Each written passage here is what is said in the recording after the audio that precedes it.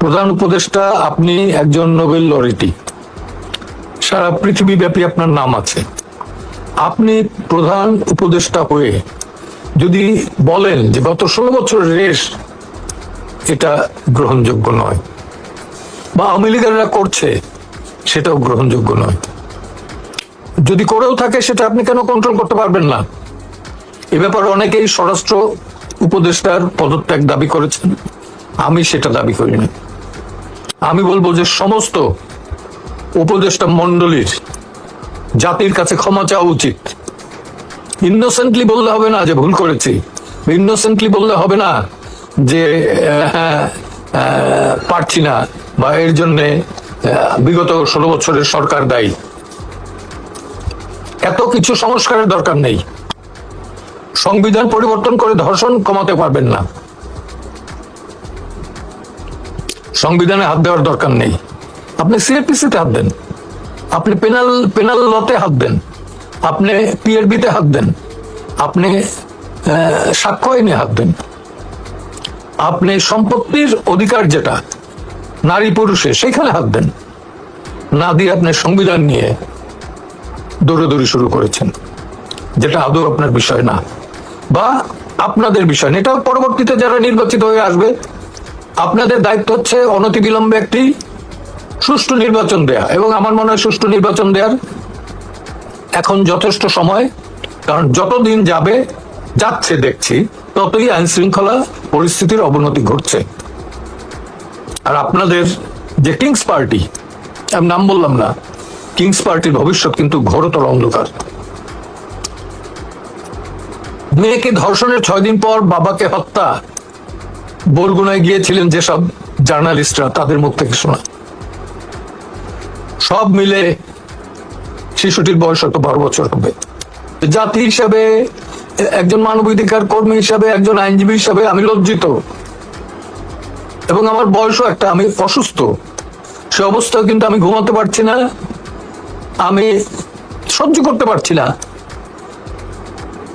অন্যান্য এক বলতে পারি স্রষ্টার কাছে হাত তুলে, হে আল্লাহ তুমি আমাকে এত কষ্ট দেখাও না। আমি জানি যে এদের পরিবার এবং প্রতিটি মানুষ এদের জন্য কষ্ট পাচ্ছে। এখন সামগ্রিকভাবে ঐক্যবদ্ধভাবে আমাদেরকে রুখে দাঁড়াতে হবে। কার বিরুদ্ধে? ধর্ষকের বিরুদ্ধে। কার বিরুদ্ধে? আইন অমান্যকারীর বিরুদ্ধে। কার বিরুদ্ধে? এই রাস্তায় গাছ ফেলে যারা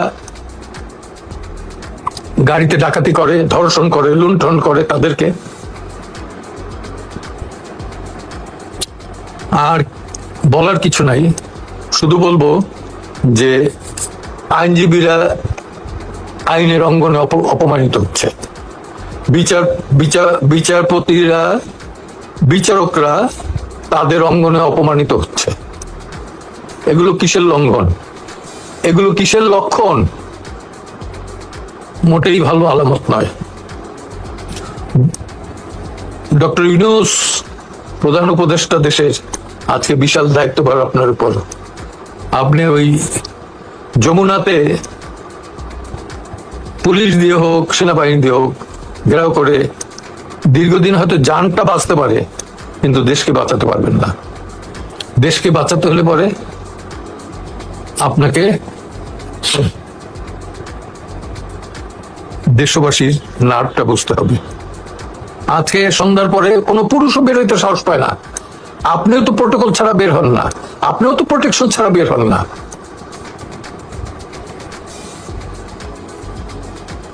আমি শেষ করবো আবার ওই কথা বললে, এই দিন নয়, দিন আরো আছে, ভয়াবহ দিন। অতএব সে ভয়াবহ দিন যাতে না দেখি, সেই জন্য অনতিবিলম্বে এই ধর্ষণকারী, ছিনতাইকারী, ডাকাতি, রাহাজানি বন্ধের দৃষ্টান্তমূলক ব্যবস্থা গ্রহণ করবেন, এই আশাটুকু করি। অন্যথায় আমি এক নগণ্য ব্যক্তি, কিন্তু 12 বছরের জন্য কিন্তু বার কাউন্সিলে নির্বাচিত হয়েছিলাম, কম ভোট পাইনি। আমি অ্যাডভোকেট জেডাই খান পান্না, আপনাদের সদয় দৃষ্টি আকর্ষণের জন্য একটি বেদনাদায়ক, কষ্টকর, অমানবিক ঘটনার বিবরণ বিবরণ শুধু নয়, এর সমাধান যাতে হয় সেই জন্য এই লাইভে এসে আপনাদের সামনে দুটি কথা বলছি। সম্প্রতি বাংলাদেশের দক্ষিণাঞ্চলের জেলা বরগুনাতে একটি হিন্দু পরিবারের 8-9 বছর একটি কিশোরীকে রাতে পরপর 3-4 বার ধর্ষণ করার পর সকালবেলায় রাস্তায় ফেলে রেখে যায় এবং এ নিয়ে একটি মামলা হয়। মামলা হওয়ার পরে কিছুদিন পরে মেয়েটির পিতাকে হত্যা করা হয়। এই অবস্থায় মেয়েটির কোনো বড় ভাই নাই, অন্য কেউ পুরুষ কেউ নেই, আছে তার মা।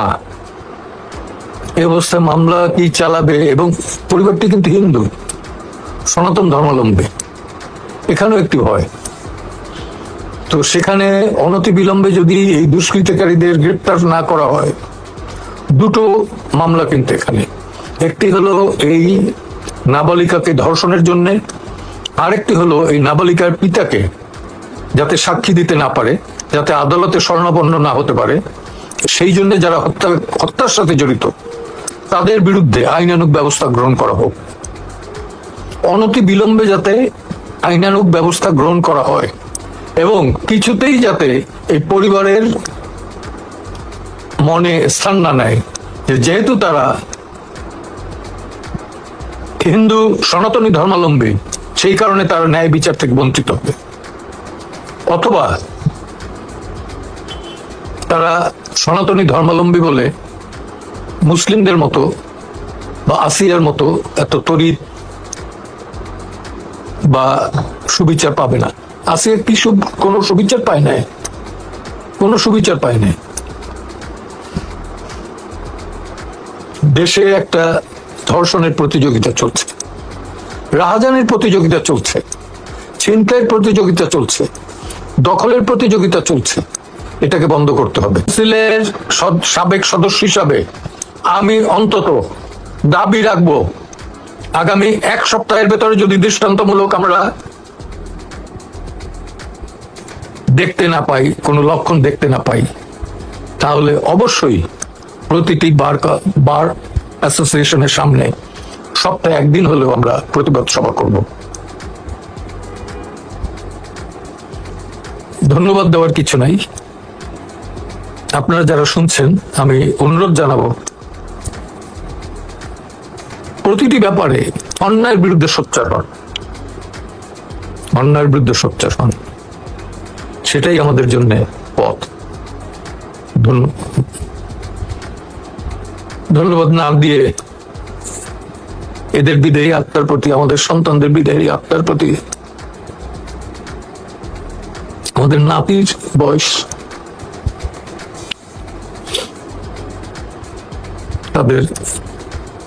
তারা যাতে সুবিচার পায়, সেই ছেলে খেলার মতো, শিশুকালের যে ছেলে খেলা, সেই বয়স